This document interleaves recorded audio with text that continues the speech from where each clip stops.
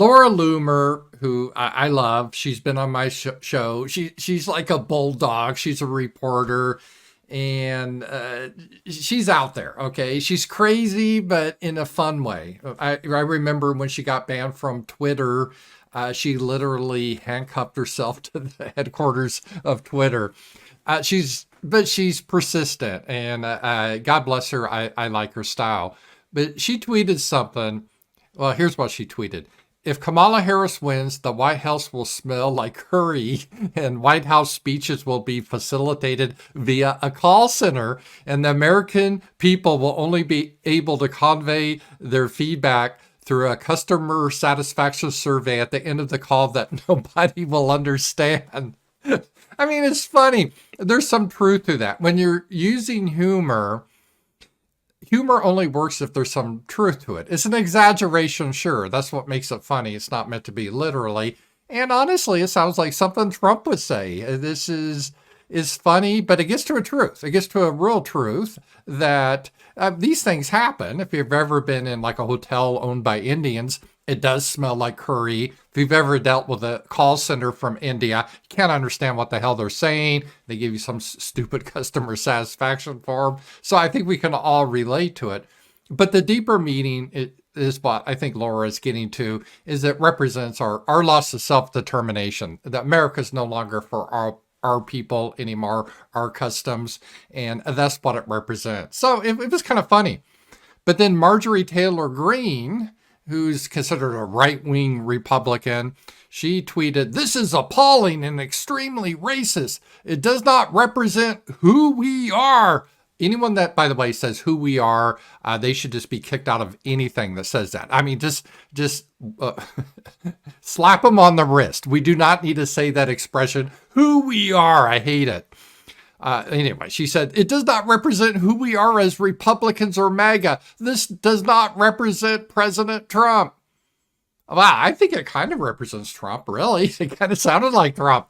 But Marjorie Taylor Greene, Trump's a big boy. He can speak for himself, right? He can come out and condemn it. He doesn't need you to go around policing people. And this is part of the problem here, right? And what Marjorie Taylor Greene is trying to do is similar to what Bill Clinton did in 1992. It's called a sister soldier moment. And that's been like 32 years ago now. It's amazing. But when Bill Clinton was first running, there was worries that he was too left-wing. So during the campaign, what he did, he actually condemned a black rapper, Sister Souljah, who went out and she was, during the LA riot, she was advocating for violence, and he condemned that sort of thing.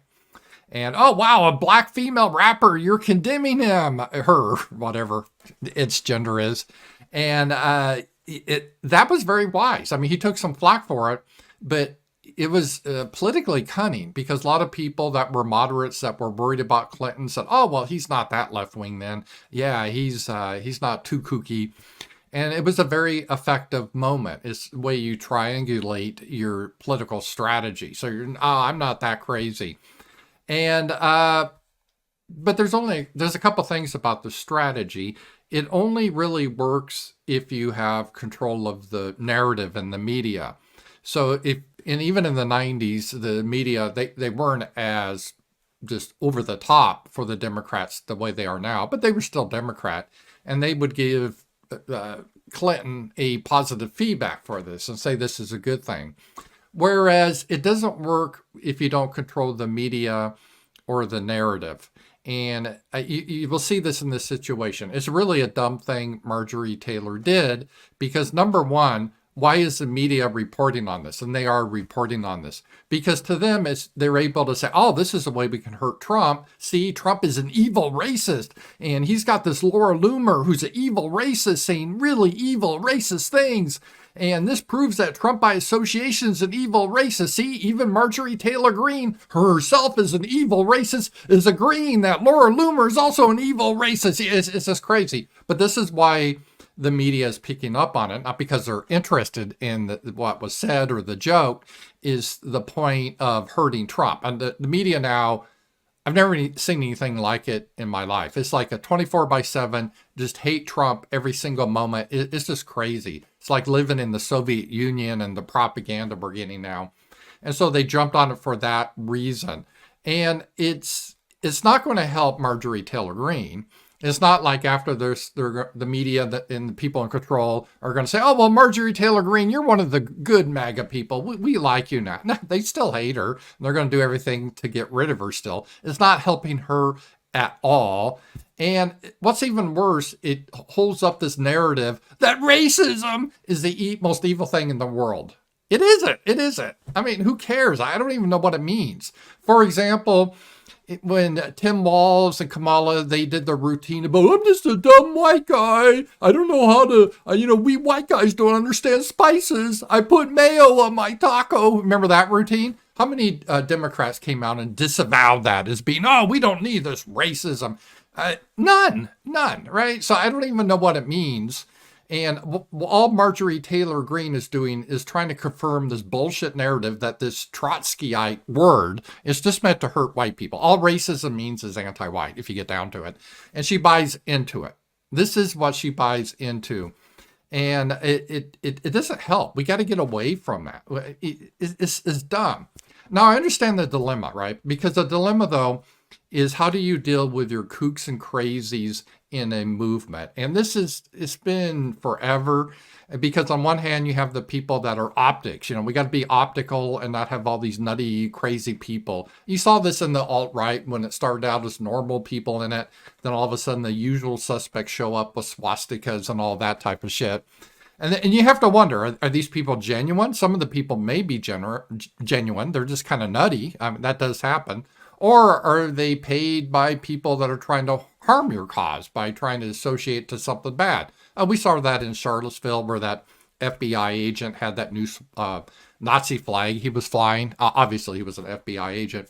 So how do you deal with this? How do you gatekeep without getting into a purity spiral that you lose everything? It's a tough question. I don't think there's an easy answer, but I think it comes down to leadership. You need the leaders to make these decisions on a case-by-case basis. There's just no way you can have a set rule. And we see this all the time. Even Jared Taylor in the American Renaissance, for example, he has his conventions. He doesn't allow you to show up with swastikas. If you did that, you're going to be kicked out.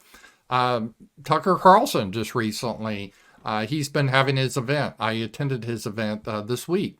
I guess Stu Peters tried to attend the event, or a special meet and greet, and Tucker Carlson banned him from attending the meet and greet, probably because he assumed Stu Peters was there with an ulterior motive, and he was trying to,